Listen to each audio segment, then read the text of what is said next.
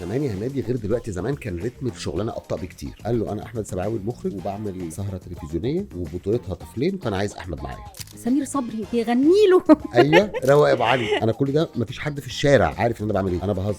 خيالي لما كبرت خفت اكتر، لان انا في الفيلم طالع ابويا سمير صبري ومامتي اجنبيه. مرعب. هو من بعيد مرعب، من قريب طالما قدام الكاميرا. فبدات ساعتها شويه استوعب فكره ان احنا بنمثل. اسامي كلها تخض. خد طبعا. يعني انت بتتكلمي احنا جيل محظوظ. احنا خارجين من السينما في حراسه عشان نعرف نركب العربيه. كنت امشي في الشارع يتشاور عليا. هنا حسيت غرور. مش غرور بس مستغرب. بس وقتها بس دي كانت ترند فعلا، لانه كان في فكره خطف الاطفال. عدى 3 ايام لقيت تليفوني بيرن، استاذ نور الشريف.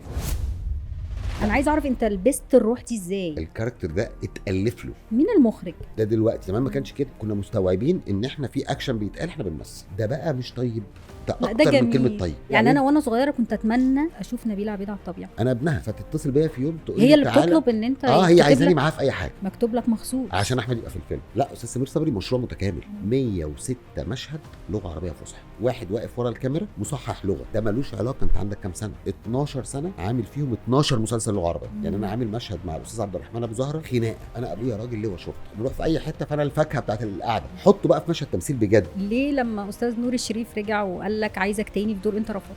خفت.